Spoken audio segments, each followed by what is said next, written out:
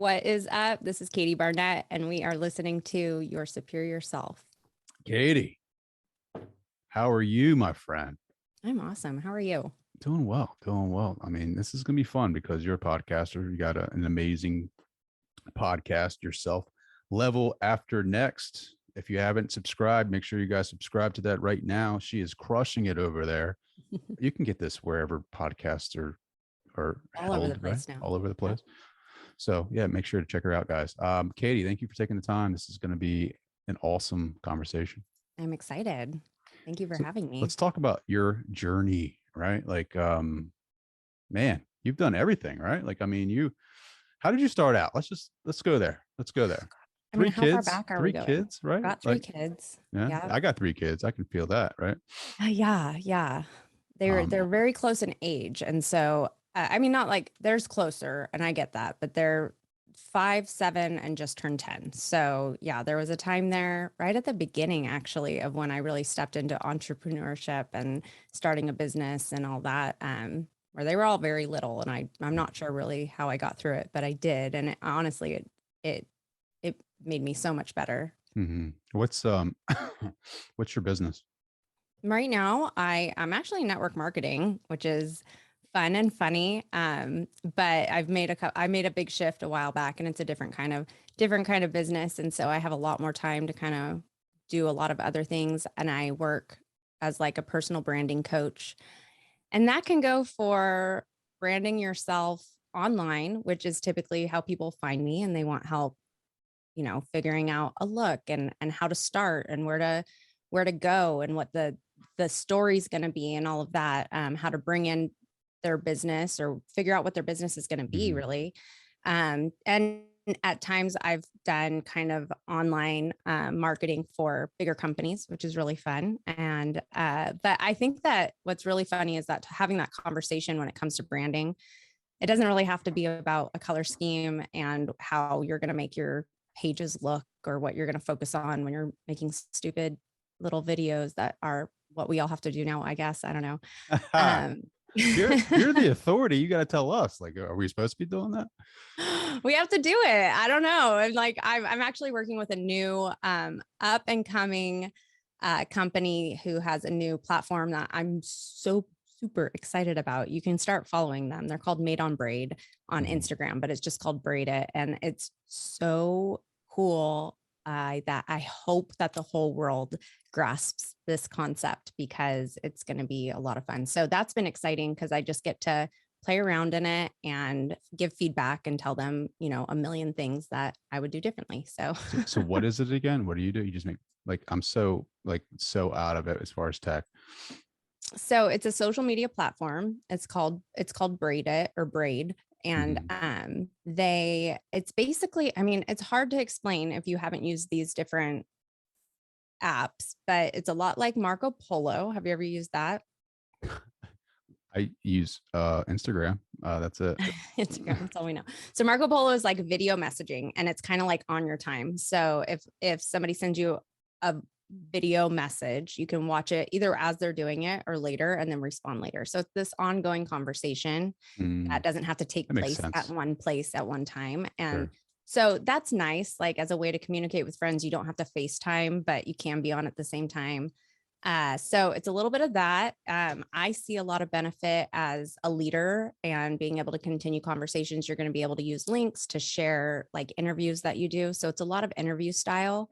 But you could use it to follow, I don't know, some kind of ridiculous trial that's being aired all over. You sound like my wife. We won't get into it. I have strong opinions, but really? What are your strong opinions? I'm just curious.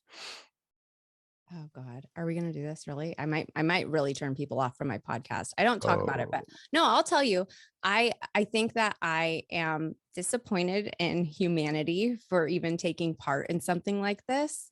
I think that it was really clear that both of them are sick individuals and need a lot of help.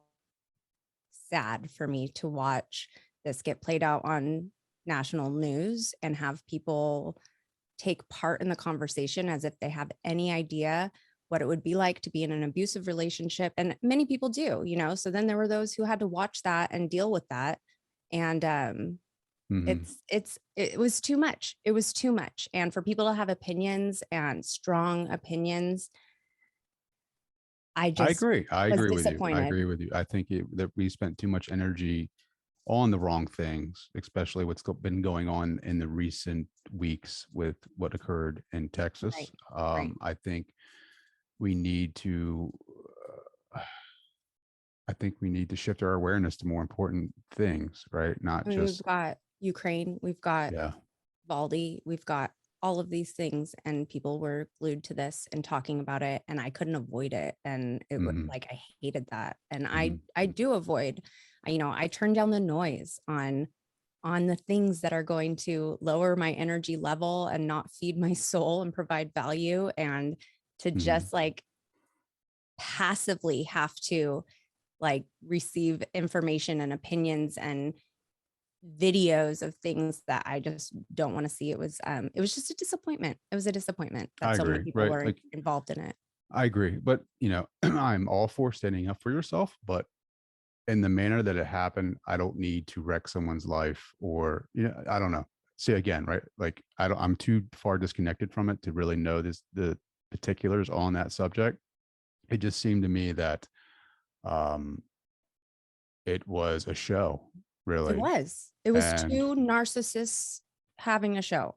I yeah, mean, and that doesn't mean that I don't have opinions on the things that were talked about. And it sounds like I was like fully invested in it. I wasn't, but when I started finding myself forming opinions based on what I was just absorbing through yeah. social media, and I'm not somebody who scrolls and loves to like get involved in that kind of stuff. I use social media for work. I use it for connection. I use it for networking. I use it to learn.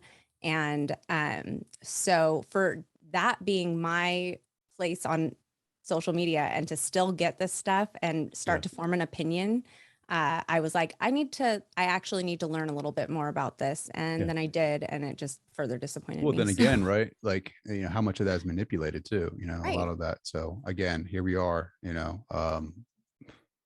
Russia's doing it again, manipulating the news and social media, uh, giving us false opinions about things that Yep. we have no idea what's really going on. Energy, soul work. I love that you brought that up. What is your current routine? What does that Oh, look like for you? Right? Like, what is your? Do you have an early morning routine? I do. I wake up early. It's much easier when my kids go to school. Now I'm kind of like, oh gosh, this is gonna have to get changed up a little bit, and I'm prepared for it. I've done it before, but it's always like there's like a re-entry when it comes to summer, right? So I'll be working on it this week. But yeah, like my best morning starts somewhere around 5:30 or so. And it's gonna involve like just centering myself, something positive. Because of my job, because I work with many people on the East Coast, and if I were to pick my phone up at 5:30, it would be full. I mean, they've been working for the last 2 hours, so I have to find my center at that point. And so that can be anything from prayer, meditation to reading something that is not work related, but you know, personal development related. And then I go typically to what I try and do is put my workout clothes on and go get a ride in. So I have Peloton, and Mm. that's my saving grace these days, even though I'm in a beautiful area for working out outside. It's just easier to get it knocked out. And my kids like me a lot more when like I stick to that morning routine. They're like, I'm like pancakes for breakfast, and I have everything. Like I have my day together. There's that point where you're the most your subconscious, has so much to do with everything, like who you become, what your future is going to be. And I mean, that's a whole podcast in itself, right? Mm. But learning about that, and then learning about the times during your conscious thought or subconscious thought that are most important to kind of training your brain to help you move in those directions, it's right before you fall asleep and it's right when you wake up. Sure. So that's important because how many people right before they fall asleep are scrolling their phone, or worrying about stuff that they need to worry about when you could be just like I have this amazing business coach. I've been working with him for almost a year now. And the exercise that he has me do at night is to basically imagine the life, right? That like, not like the perfect, like, I have 4 houses on the beach and like whatever, but just like the life that brings you peace and happiness, like how you feel. And you have these stories for each kind of part of your life, like the work life, the home life, the active life, how do I want to feel when I look in the mirror? And so what he suggests is just spending that time, that subconscious falling into sleep time, just like living through like a day in that life, and it's funny because I know what they are now in my head. And, I see the kitchen and I see that it's like Is your the business morning is the coach Neville same. Goddard? Is that his It's name? not, it's Is not. that, His name is Chris Dedian. have you ever heard of Neville Goddard? It sounds really familiar. I feel like maybe he's brought him up to me before. So, imaging, like what you're doing, like Neville Goddard is, he has like a whole bunch of books on like imaging before you go to bed, because what you're doing is you're setting that image into your subconscious so that you can manifest it into your reality. You should look him up. I'm not going to spoil it for you. Yeah, no, I will. I think you'll really love him. What does that image look like for you before you go to bed? I mean, it's really funny because it's really simple. It's like just a great big, beautiful bedroom that I wake up in with lots of light and just happy. Like that's what I really resonates the most with me, is like just waking up and being happy to be like awake and get to start my day and just like love that space that you're in. And I kind of skip to when I walk down into my kitchen and I've got my dream kitchen, of course. There's like a greenhouse nook and great big farm sink, and it's just like a blown out version of mine. But like my kids come in to have breakfast and it's just happiness, and they're kind of helping. And it's just that's kind of my favorite one to go through because I believe in it, I believe that at some point, while it may not all look exactly like that, I'm going to be like, this is it. This was the dream, and by then I'll have other things that I'm manifesting. And that's what I love about getting to this place in life that I don't know. I feel very lucky that I took a shift and started caring about myself enough to chase after dreams and ambitions again. And just trying to find, there's a lot of other crap that goes along with it. I'm sure, anybody who is trying to find that like absolute, not just abundance, but just in syncness with the world and yourself and your family. There's a lot of things you have to figure out about yourself and figure out why you do things and figure out your triggers and figure out, how you can be a better person and who you've been before that you don't want to be anymore. And that comes with a whole lot of work. But that's also really beautiful too, because especially if you're raising humans, you get to try and be better for them. So I love all of that. That's so beautiful. What did you have to heal for yourself, right? Like the past Katie, like what aspect of yourself did you have to heal? I mean, how deep are we going here? I'm going into the deep end. Let's go. Diving board. There was sexual abuse as a child that went completely unnoticed. And what's really interesting is kind of as an adult, I have an amazing family. My natal unit is incredible. They're successful. They're caring. But this was not noticed. And kind of as an adult having my own children, and I didn't fear them being, molested or otherwise. What I feared was them responding as young kids the same way that I did. And so I started to recognize me kind of being, I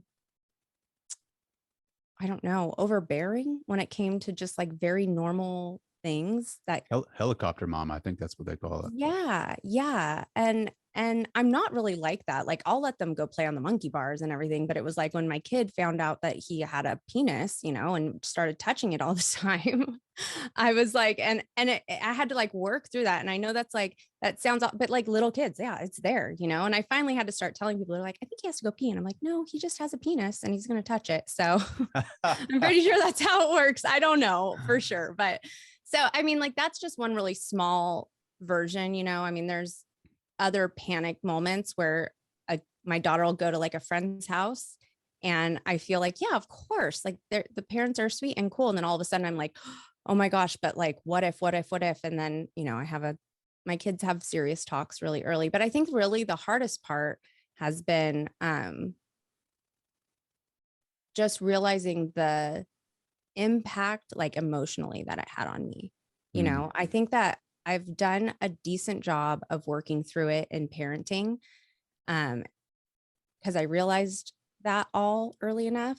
But what I didn't realize was how affected I was by the fact that it wasn't noticed, and that is, I mean, it's hard to explain because it's taken years of therapy for me to even get to. But it's almost something that like the moment that I realized it, and this will happen, and this is going to happen in therapy. This is what therapy is all about. The moment I realized it was like, I take it back. I don't want to know any of this. This is going to be too hard to deal with and too hard to work through. And, do I talk to my family about it, or do I just let them be because they don't need this on them, but, it's been transformative in kind of just understanding why I've let people kind of walk all over me or underestimate me or think things about me that weren't true in the past. I just kind of let the big things go so that I can just keep the peace. And it's so much to do with that. And I think that, I'm talking about a big extreme thing, but there's so much in childhood that can cause those kinds of reactions later in life, and even with the best parents, and Sure, so sure. I'm always wondering like, okay, what are my kids going to need to go to therapy for? When you feel that, right? Like when you feel the trauma, where do you feel it at? Everywhere. Yeah. I mean, everywhere. I it's really interesting for me. It's like and it can be different for different things. Sometimes I'll be triggered by something um smaller, and that will just kind of give me like a gut reaction. I can feel it in my body, and I can almost like talk myself through that because it's so physical. But other times it's like a building anxiety, and you don't really realize it's there until your hands are tingling and your brain isn't working properly, and your everything can make you like want to scream. And anybody with anxiety, I suffer from anxiety and depression, and It's okay to say that. Like yeah, no, it's I'm okay. all about it. Yeah. I mean, it's not something that I've always, just anxiety I've always struggled with. Depression came kind of with some marital issues that rocked me. I was devastated, and the Well, situation, you did get divorced, right? Like you were a single mom of three for a while, right? we didn't get divorced. We've been separated twice now. And so yeah, this it's hard. I'm sure. I'm not. Look, it is being married, um, or anyone with kids who have, maybe they might not be married, but they might co-parent, right? Like it's tough. Um, it's work, and I think we're so caught up in this idea of perfection that we expect things to be a certain way, and when they're not, we we automatically go to like, this other part of ourselves that is disappointed. And I don't know. I mean, that is, I'm not the perfect husband either, right? Like I'm not the perfect spouse. Like I have my flaws, I have my trauma, like you're talking about with anxiety and depression. Like I struggle with that, like everyone else. I'm a human being. Right. Um, but for like, and I'm just learning, like I'm not perfect at healing or, like talk therapy. I haven't done that yet. Like I want to be I want to be in that arena. Like I want to try it, but I also want to try other modalities of different types of therapy to kind of connect with the body, because I have those triggers too. Uh, Whenever I'm triggered by something, or if I have an automatic reaction to something, it's trauma from somewhere in my life. And I want to, instead of running from it, like I've done most of my life, like I want to explore it now. Did you like, I mean, when you feel those triggers, do you feel, do you have the tools now to deal with that because of therapy? I do. I definitely do. I can't say I do it perfect every time. It's really interesting because I was speaking with my friend who's the life coach the other day, and she was talking about being in alignment, right? And just how important it is, and knowing what your core values are, not just surface level, like, oh, I value my family and love and money or whatever you're going to say, like your like deeper core values, knowing what they are. And as soon as you're out of alignment with those values, and a lot of times, I mean, gosh, we had such a great conversation, and it'll probably air in a couple of weeks, but as soon as you're out of alignment with those values, you're either most likely going to feel self-conscious or triggered, right? And she said this, and it brought me back to, I mean, not back, I immediately realized that I'd been at a barbecue last weekend, and it was at one of my best friend's house. Her and her husband, their 4 kids, like all of our kids are just best friends. And we have like family sleepovers. We could just spend all day, every day together. Their house is my house. And it's just, we have this beautiful friendship, and it's awesome. Right. So I feel amazing at their house. I'm always in alignment at their house. But we were having this barbecue, and there was something going on that was out of alignment. I was totally out of alignment with. So like I go and grab my ukulele, and I just kept like just going off and just like sitting by myself and playing the ukulele, which totally like that's like my Ativan, like that Mhm. thing. It's like it fixes me, and it's really, it's one of the most special things that's happened to me since my kids came along. But it was because like I had to center myself, and I was out of alignment. I didn't feel comfortable, and we wound up, and it was fine. Like it was fine. I could handle myself, but I also just was like, I'm not feeling good right now. Sure. And then, we were the first ones to leave, and it was all good. It wasn't like traumatic or weird or anything like that. But when she said, when you feel out of alignment, you're either going to feel self-conscious or triggered. And at different points during the day, I felt both of those things. And I'm like, and it didn't make sense in this space, but yet here I was, and it just made so much sense to me. So there is so much, and it can't just all come from your therapist, because I mean, first of all, I've had probably 4 or 5 different therapists now. And then there's marital therapists, like, and they've all been amazing and served me wonderfully in those different times. But then there comes a point sometimes where you're like, this isn't serving me anymore. And so then you need somebody else, the same way that talk therapy is only going to help on certain levels, but there's always going to be a certain amount of work that you have to be willing to put in yourself for yourself. You have to Mhm. find the thing that you can go and do to like bring you back to yourself and back to life and center yourself. And whether that's yoga or running or whatever, hitting a golf club, taking, doing deep breathing. And I use a lot of different things, but yeah, I just thought that was so fascinating, because without knowing that, and I think I recognized it then. I just didn't have all those like that sentence to place it, you know.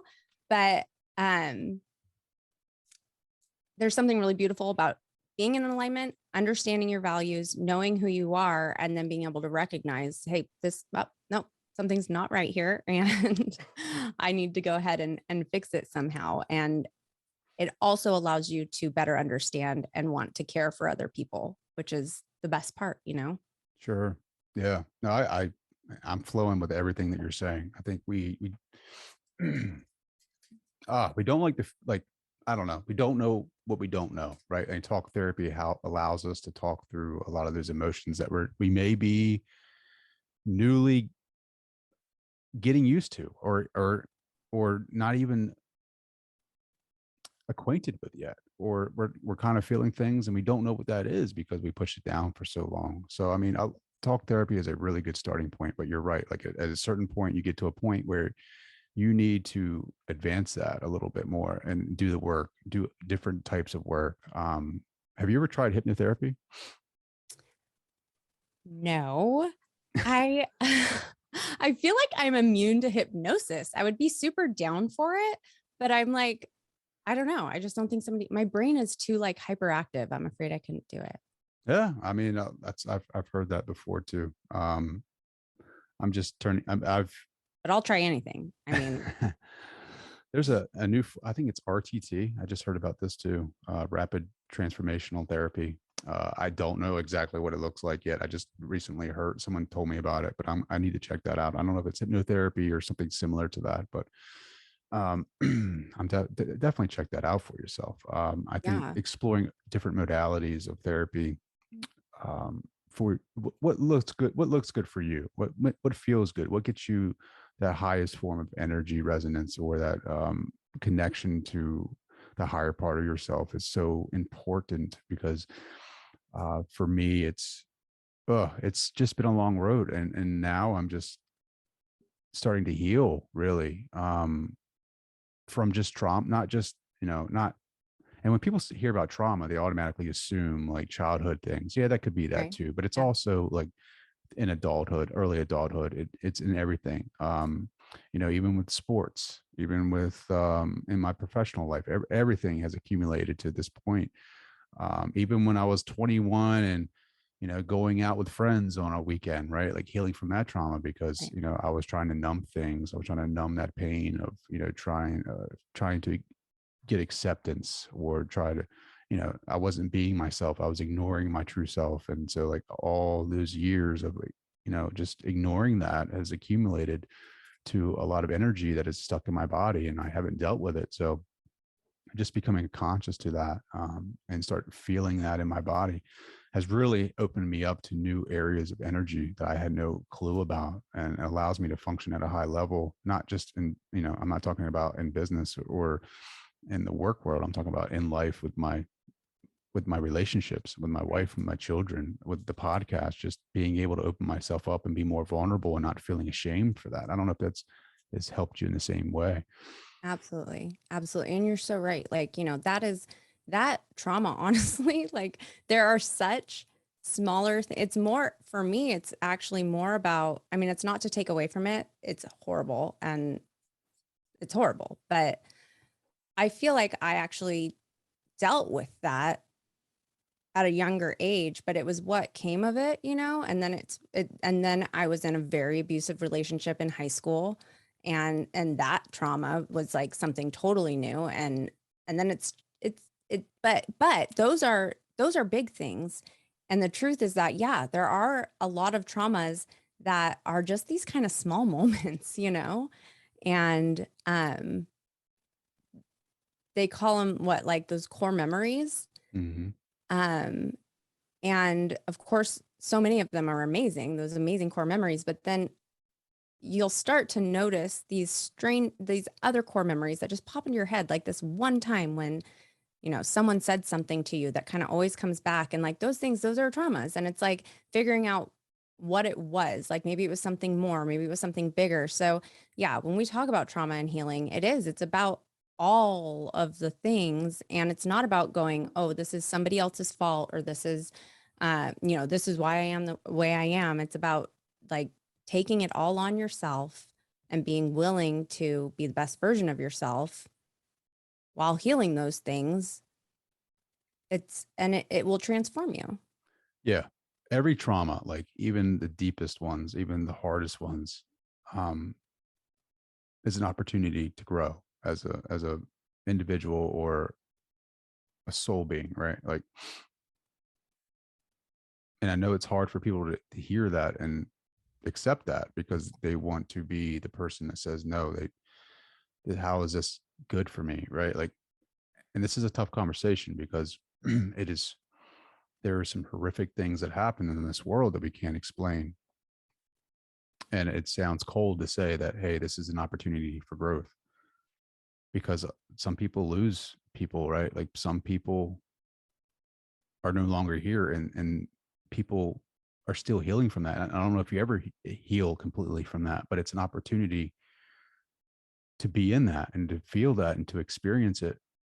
Um, because what are we here for? You know, like through my meditations, through a lot of the spiritual work that I've gone through, it's, if everything was perfect, if it would be assimilation, it would be, I mean, we wouldn't grow at all. We would, it's like, I had a meditation one time and it was like, it was deep. It was like a vision of a city and like everything was calculated. Everything was perfect. Everything was efficient.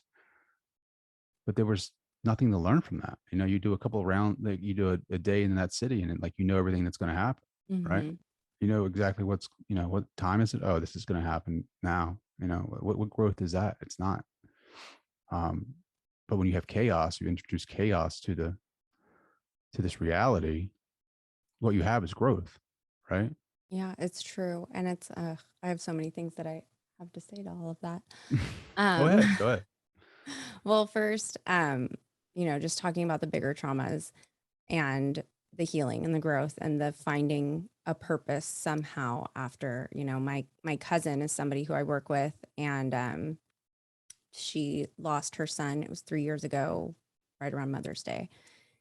And he's 8. He was riding his bike. We had just been with him and my oldest son were just like, barely see each other, but just like brothers the second that they see each other, and that just rocks Hmm. a whole family and group of people to its core, community, everything, I mean, and she actually recently did a podcast where she just told like the whole story. And quite honestly, we talk every day and I know a lot of things, but I've never heard her tell the whole story start to finish, but then talk about that's what she does. She's on Instagram and she's sharing her grieving journey and growth journey, and she's now been in recovery for 2 years and going, her husband as well, and it's like she is this completely new person who is still broken forever because it doesn't go away, but she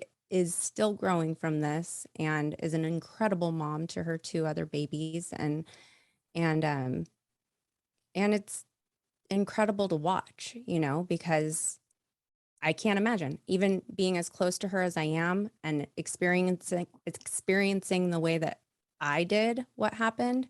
Um, there's no way to imagine what that's like, and then to know that somehow she has like risen from these ashes, and there are people out there who can help anybody who is going through this, because I think that you really do need people who understand it at a deeper level, and I Mhm. know that that's absolutely what has helped get her through, but yeah, I there is still something, and it's a hard thing to say, it's a hard thing to hear.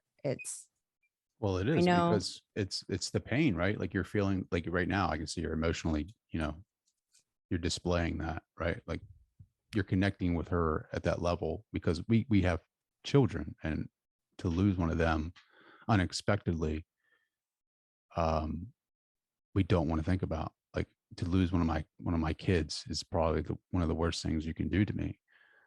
Um, but people that go through that experience allows us to come together as a community and connect and to feel their pain and to love them. And over time, that love,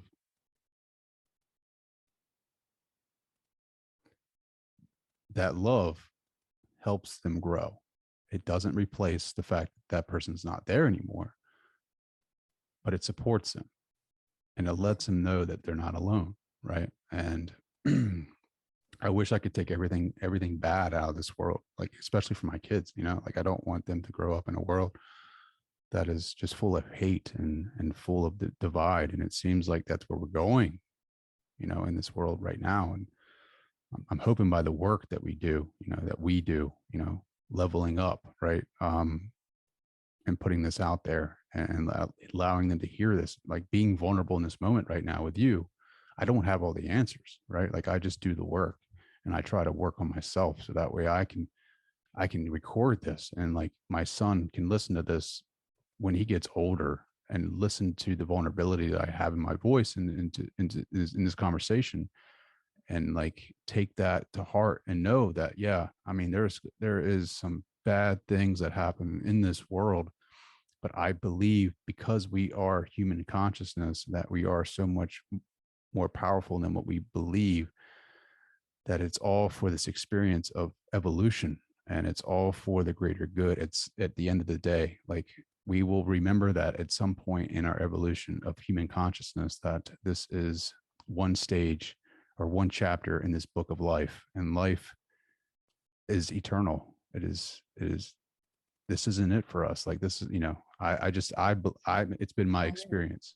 I Yeah. don't I don't know if that makes sense. Yeah. Yeah. No, I completely agree. And that was kind of like, for me, and it was before really I had been through anything major in my marriage and, losing Jackson and, anything massive. I just had a moment of like, what mark am I leaving? And it wasn't about earning more money and it wasn't about having like however many followers here or there or anywhere. I was just like, if I'm going to be out here on social media, I want to have something to say, Mhm. I want to have like, I want to be able to provide value and I want to be intentional about it.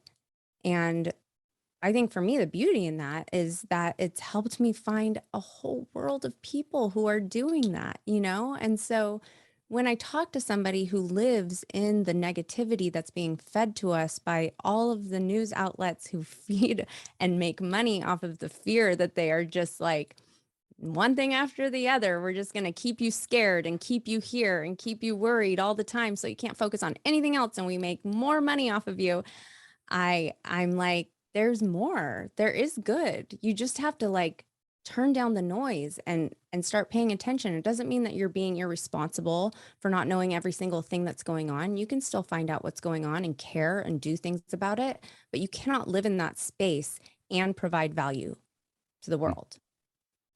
Yeah, you can't, because it's like a lower vibration, like a lower consciousness almost, where Absolutely. and it's like when you're in that, like your level drops too, right?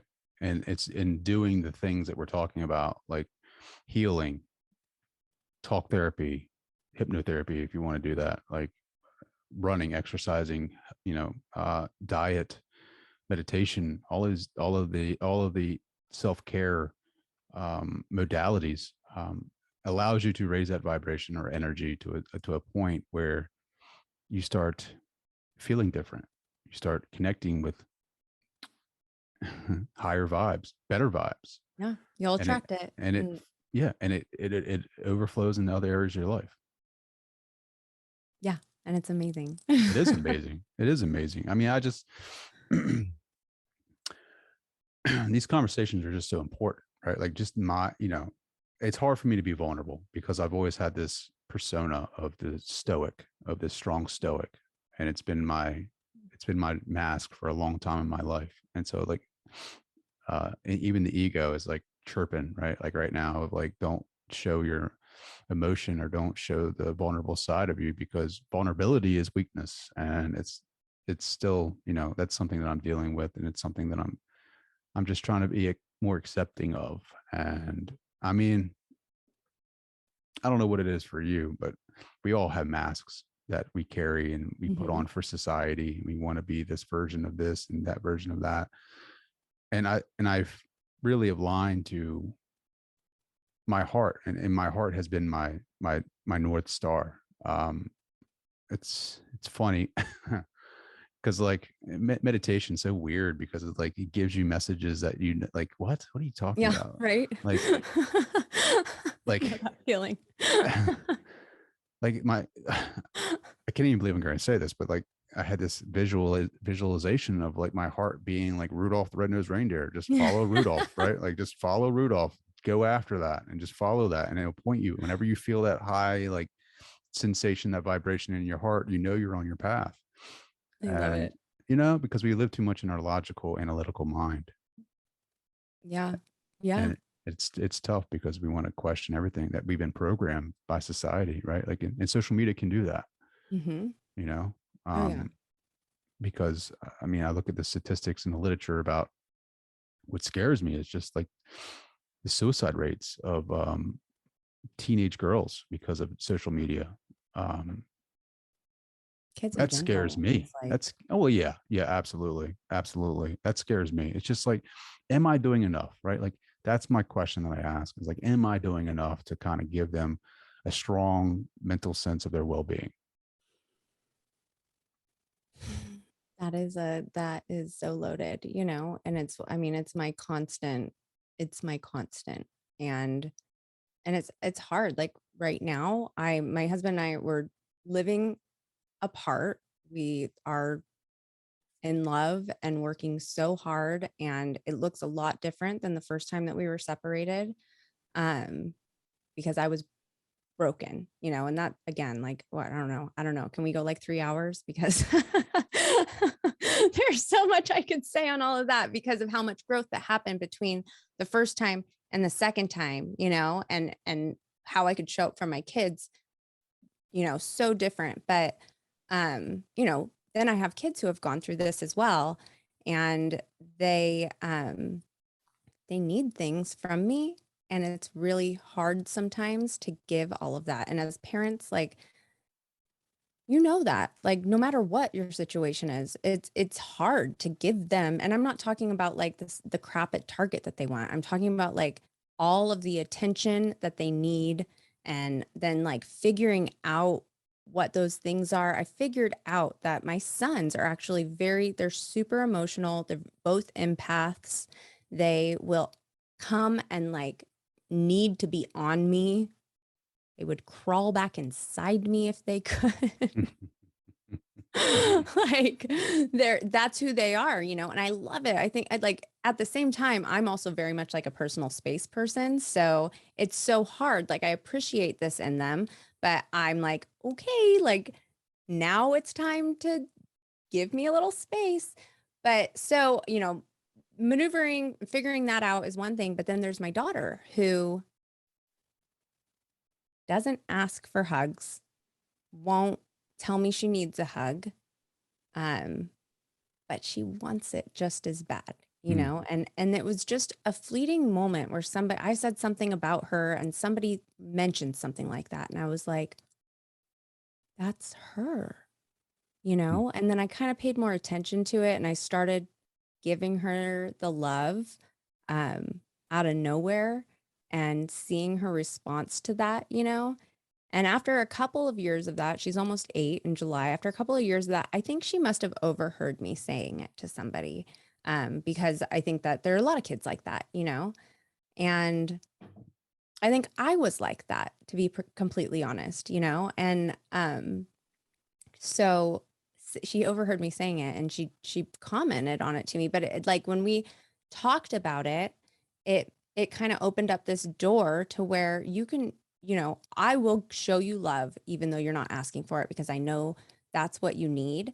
But you also can always ask me for it, even if you are in so much trouble, even if like it's the middle of the night and like you just wake up and you need a hug. And again, like that's not like they don't get to just wake me up all night every night. But when you can kind of notice those things within your kids, and depending on the situation, where we're living in a difficult situation right now, and they need a little bit extra. I don't know, figuring all this stuff out about yourself, caring about it, recognizing things, getting in alignment, understanding your values allows you to start noticing when others are in alignment and when they're out of alignment, and start recognizing, especially with your kids, what their values are. And then, oh my gosh, getting to help them find all of this at a younger age. Like, what better gift is there in the whole world? I can't imagine if I could have been taught to feel happy at such a young age on my own. And I mean, it's not easy. They'll probably need some help at some point as well. But I do think it's a beautiful thing. And I think that since you are here and being vulnerable, which to me is, and I told this to my husband because he's much the same way. He has walls up, he's strong, he has a position of great leadership and importance. And when he is vulnerable, he feels the most strong to me. You know, he feels the most secure and the most like trustworthy. And that is what it's not about just like crying tears or whatever. There can be crying, that's fine. But it's just that wall comes down and he may feel vulnerable, but I feel like he's so strong, you know, and that's what's so, I mean, that's what all of this is about. Yeah. I was totally lost and wrapped in what you're saying. I don't even know. I had a thought there for a second. Yeah. Oh, that's what I wanted to say. Going, my daughter's the same way. Like I know when she's acting out, we call it her love tank, right? Like her love tank is low Yeah. and I have to fill it up. And then when Yeah. I fill that tank up, just giving her hugs and just verbal, communication about how great she is and how not perfect. I should say not perfect, but like the way that she performed an act, like, oh baby, you did that so well, right? You did a great job at that. Um, Watching her change like instantly, like, I mean, it's Yeah. instantaneous, like the change, the flip. And when I start filling She's that your tank middle, back up, isn't she? she is my middle Yeah. Same. and she is a middle. Yeah. um, but it's and I'm sure they'll we say the same thing about our parents. We say, oh, if we only had, right? And they're going to say the same thing, oh, if we only had. But it's all about being more aware of where you're at on your journey. That's Yeah. all you can do. And there is no perfection. Like, strike that out. Like I said it earlier, but take that out. There is no perfection. Like, there's no being perfect. There's always just becoming, Yeah. right? Yeah. Mm. Absolutely. Becoming and being present as much as you can, showing that love, and then giving yourself grace. Grace, I don't do that enough. I'm too hard You on try myself. I do, yeah, for sure, right? Like we all need a little bit of grace, self-induced grace, because I'm my own worst enemy.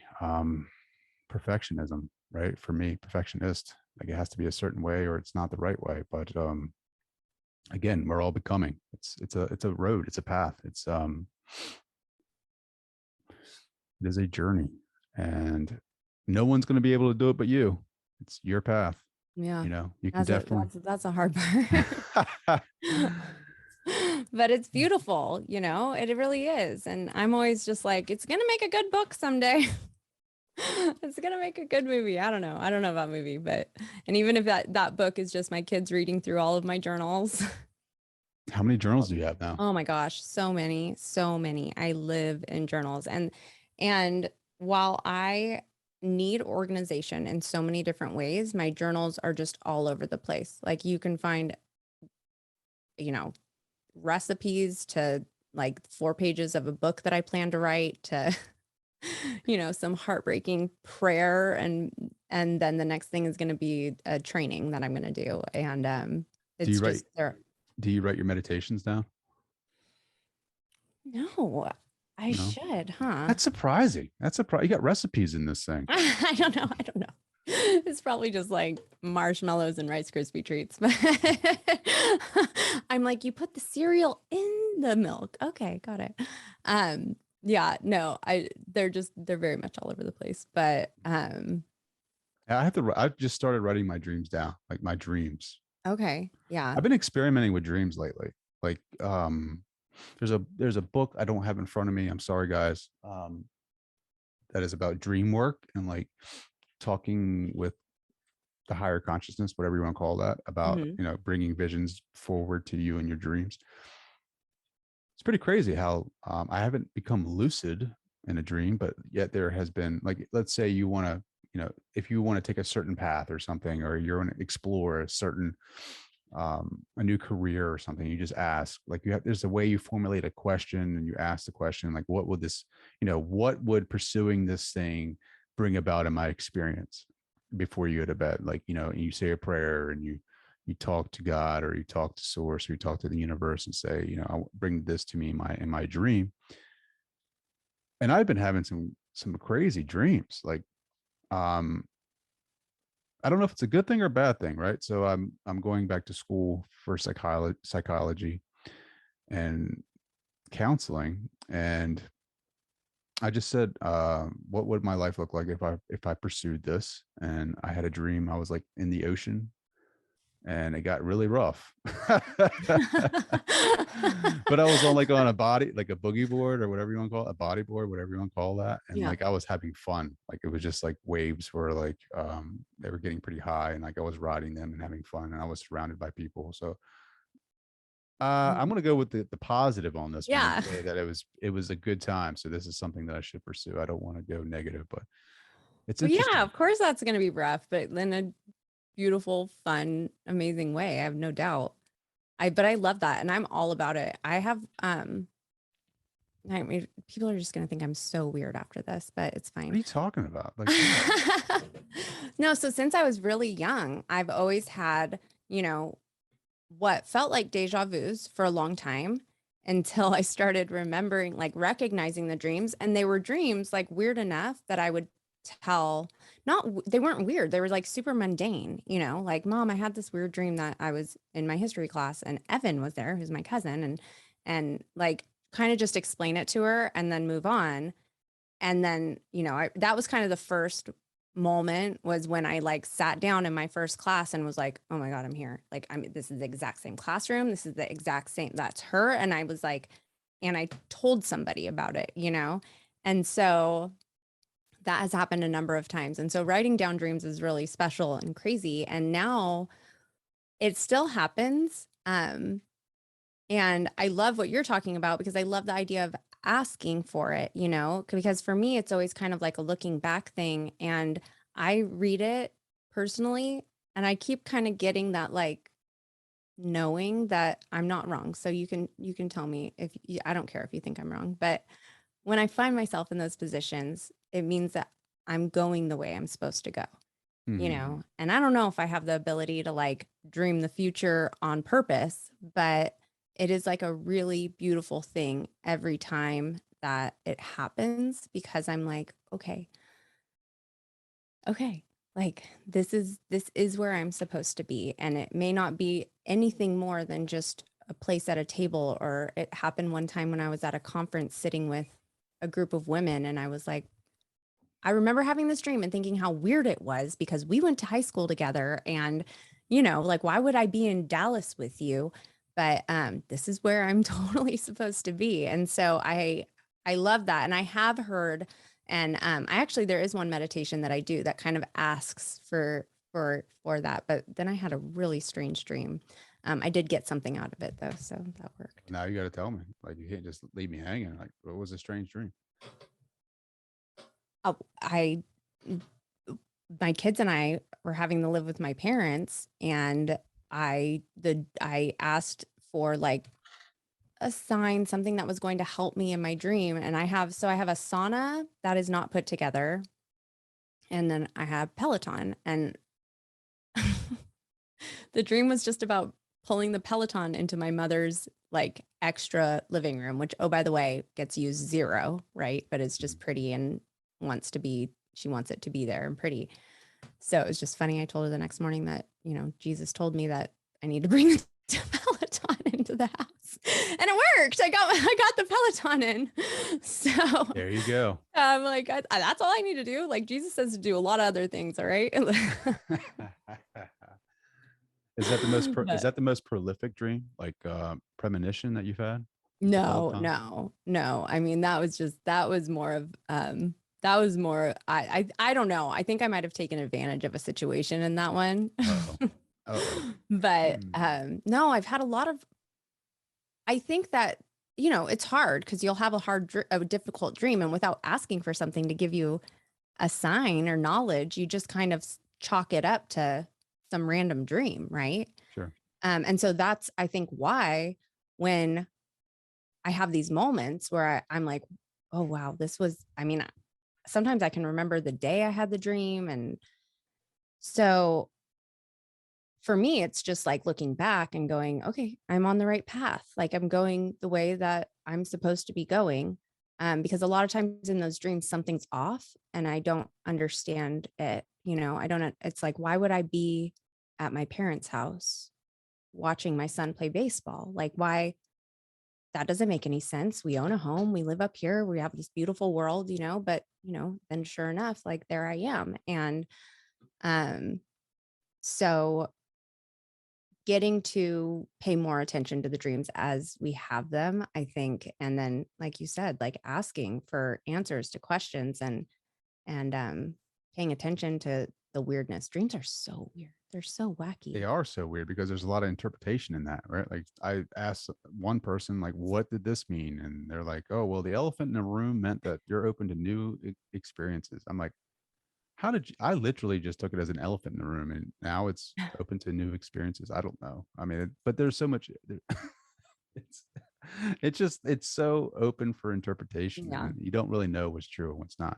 I guess like I like your take on the ocean though. Like it gets a little rough, but you're surrounded by some cool people, and you're gonna have some fun. So like immediately, the mind wants to go negative and say, oh crap, like hurricane's coming. I'm not gonna be able to do this. But I think it's our way to tap into that higher part of ourselves. Like I think everyone can do this and receive Yeah. guidance. Like I think what you're doing personally, I think you're tapping into like a future database of consciousness, and it's just like anybody who predicts the future, right? Like I think everyone can do this. Thomas A. Campbell, who is one of my favorite physicists, talks about this. That because we are consciousness, that we can tap into that future probability database and see like future probabilities. Um, and experience that. And then when it happens, you're kind of like, oh, whoa, this is crazy. But it's just your consciousness, so you're able to see it coming. We only know so little about the brain. Like we don't have any concept of what our brain is capable of. And at one point during one of my sciencey college courses, I was pre-med originally. Um, I had a professor who talked about how like essentially your dream is your brain is this computer. Like it's constantly taking in like so much information, right? I mean, if you just it's wild how much information we're taking in just by looking around a room and knowing what everything is. But then it's all of that subconscious and parts of the brain we don't even know what they do yet. And it's just computing things. So the idea that your brain can actually, you know, compute what may happen in the future, it doesn't seem so far out to me, which Mhm. is why it's that's why the idea of manifestation for me, even before it was like something that I really embraced and understood and wanted to be a part of and needed to do and saw the actual results of, um, made all the sense in the world, but believing and manifesting, trusting in yourself and in the power of our brain, which I mean, it's But is it wild. I don't think it's the brain that's in manifesting that for us. I think it's our ability to bring it in to this reality, through our intention, right? Like our power, like I think the brain, man, I just think the brain is just, it's just a brain, It's an organ. just an No, I organ. hear you. I hear you. But I mean, I think that when we to be able to utilize like the power of it to then find that higher frequency and vibration and tap into that subconscious. I mean, our subconscious is part of our brain Yeah. and but it's bigger and I think that it's I mean, we know that there's studies of like the monks who have all prayed in a town and brought change like in health, like actual studies of this. And it's Yeah. wild. It's something else. Like what are we missing out on? What are we passing up around here? I don't know. I think in the heart too. I think like when your brain, your heart, and your gut are aligned, like that's where the magic happens. I feel like Yeah. you align to that higher vibration and you can manifest quicker or experience crazy phenomena. Um, man, I Absolutely. could talk to you all night. I can't I believe know. it. How can people find out more about you? Where can they reach you? Yeah, you can reach me at levelafternext.org. Find me on Instagram at KT, it's the letter KT, and with an E, Barnett. So it's Katie Ann Barnett. Katie, I can't thank you enough for going vulnerable, for hanging out with me tonight. I truly enjoyed every second of this conversation. I can't thank you enough. Same. Thank you so much.